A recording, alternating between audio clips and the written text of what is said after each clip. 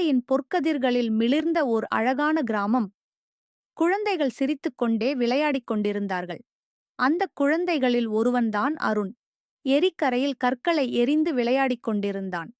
ஆனால் அந்த மாலை சூரியன் மறையும் போது நிழல்கள் எப்படியோ வித்தியாசமாக நீளத் தொடங்கின. கிராமத்தில் சிலர் மெதுவாக கிசுகிசுத்தனர். அந்த சாபமிட்ட காட்டைப் பற்றி அருணுக்கு ஒரு எச்சரிக்கை வந்தது. முதிய கிராமத் தலைவர் நெருப்பின் அருகே அமர்ந்து கடுமையாக சொன்னார். அந்த இருண்ட காட்டுக்குள் போகக்கூடாது. போனால் திரும்ப முடியாது. அருணின் கண்களில் ஆர்வம் மிளிர்ந்தது. ஆனால் சுவற்றில் படிந்திருந்த முதியவரின் நீண்ட, அசிங்கமான நிழல் பயமூட்டியது. இரவு வந்தது. ஏரிக்கரையில் தனியாக இருந்த அருணை யாரோ மெதுவாக பெயர் சொல்லி அழைத்தனர். தண்ணீரில் பார்த்தபோது அங்கே இருந்தது அவன் பிரதிபலிப்பு அல்ல. அவனின் தீய உருவம். சுற்றியிருந்த வண்ணத்துப் பூச்சிகள் கூட பளபளக்கும் ஆவிகளாக மாறின. காற்றே பயமூட்டும் ஓசையை எழுப்பியது. அந்த அச்சத்தோடு இருந்தாலும் அருண் காட்டின் கரும்பாதையை நிலவொளியில் பார்த்தான். உள்ளத்தில் பயமும் ஆர்வமும் மோதின. இறுதியில் ஒரு படி முன்னேறினான். அவனின் நிழல் நீழ்ந்தபடியே அந்த சாபக்காடு அவனை விழுங்கியது. அங்கே மரங்கள் மனித முகங்களைப் போலவே சுருண்டிருந்தன. பட்டையில் கண்கள் பளிச்சென எரிந்தன.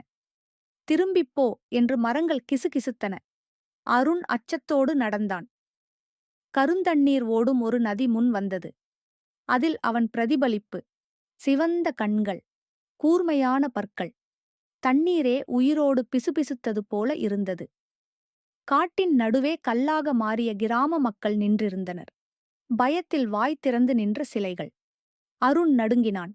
இதுதான் அந்த சாபத்தின் பலியாட்கள். திடீரென்று தரையில் நிழல்கள் ஊர்ந்தன. கூர்மையான கைகள் அவனை பிடிக்க முயன்றன. ஆனால் அவன் உடம்பைச் சுற்றி எங்கிருந்தோ ஒரு பொன்னொளி மெல்ல மின்னியது. ஒரு வெளிச்சமான திடலில் எலும்புகளின் சிதைவுகள் கிடந்தன. அங்கு பயமுறுத்தும் அமைதியே இருந்தது. ஆனால் அடுத்த கணம் நிழல்கள் கூட்டமாக பாய்ந்தன. அருணை பின் தொடர்ந்தன. கிளைகள் அவனை கீறின. அவன் ஓடினான். ஒரு பெரிய மரத்தின் உள்ளே ஒளிந்தான். ஒரு இழந்த ஆத்மாக்கள். காட்டில் மெலிந்த பசுமை நிறக் குழந்தைகளின் ஆவிகள் வந்தன. அவர்கள் இனிமையான குரலில், "வா அருண், எங்களைச் சேர்ந்து கொள்" என்று அழைத்தனர். ஆனால் அந்த இனிமையிலே பயமூட்டும் சுருதி இருந்தது. அருண் பயந்தும் அடங்காமலும் இருந்தான். அந்த நேரத்தில் ஒரு மெலிந்த ஒளியில் காட்டுத் தெய்வம் தோன்றியது. அது எச்சரித்தது. "இப்போதே போ. இல்லையெனில் அவனுடையவனாகி விடுவாய்." அருண் நடுங்கிக் கேட்டான். "அவன் யார்?" பதில் சொல்லாமல் தெய்வம் புகை போல மறைந்தது. மரங்கள் வாய்போல் திறந்து, "திரும்பிப் போ" என்று உளறின. அருண் காதுகளை மூடிக்கொண்டு நடந்து கொண்டே போனான். திடீரென்று அவன் கிராமத்துக்குள் திரும்பி வந்தான் போல தோன்றியது. ஆனால் மக்கள் முகமில்லாமல் வெற்று, எல்லாம் ஒரு மாயை என்பதை அருண் உணர்ந்தான். அந்த மாயை சிதறி கரும்புகை வழியே அவன் ஆழ்ந்த காட்டுக்குள் விழுந்தான். பயந்தாலும் தைரியத்துடன் முன்னேறினான். அவனின் கண்களுக்கு முன் பழுதடைந்த கோட்டை தோன்றியது. சிதைந்த புர்ஜங்கள், சிவப்பு பிளவுகள், கரும்புகை எழுந்தது. கதவுகள் கரகரத்து திறந்தன.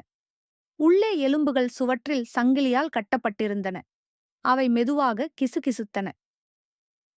அங்கு ஒரு பெரிய கண்ணாடி. அதில் அருண்தான் பார்த்தான். ஆனால் ஒரு கரும் மந்திரவாதியாக மாறிய உருவம். அவன் பயத்தில் குலுங்கினான். எலும்புகளால் ஆன சிம்மாசனம். முன் கருப்பு புகையிலிருந்து ஒரு உருவம் எழுந்தது. சிவந்த கண்கள், சுருங்கிய முகம், கையில் கருப்பு கோல். அதுவே இரவானந்தன்.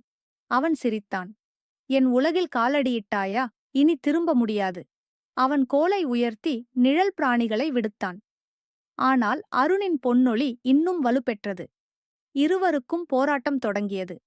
ஒளி, இருள் மோதின. காடு முழுதும் குலுங்கியது. அருணின் கண்கள் தைரியத்தால் எரிந்தன. அவன் முழக்கத்தோடு தன்னிலிருந்து பொன்னொளி வெடித்தது. இரவானந்தன் வலியுடன் கத்தினான். அவனின் உடல் புகையாக சிதறியது. கோல் முறிந்தது. கோட்டை சிதைந்து கருமூட்டமாக மறைந்தது. அருண் வெற்றியடைந்தான். ஆனால் பலவீனமாக சோர்ந்தான். அவன் கிராமத்துக்குத் திரும்பினான். மக்கள் அவனைக் கண்டு மகிழ்ந்தனர். ஆனால் அவர்களின் நிழல்கள் வித்தியாசமாக நகர்ந்தன. அருணின் கண்களில் மெலிந்த சிவப்பொளி மின்னியது. காடு நோக்கி பார்த்தான். அங்கிருந்து ஒரு கிசுகிசுப்பு. இனி நீ எங்களுடையவன். காலைப் பொழுதின் அமைதியில் காட்டின் மேல் ஒரு மெல்லிய கரும்புகை எழுந்தது. தூரத்தில் இரவானந்தனின் சிரிப்பு கேட்க கதை அங்கே முடிந்தது. Like, comment, and subscribe.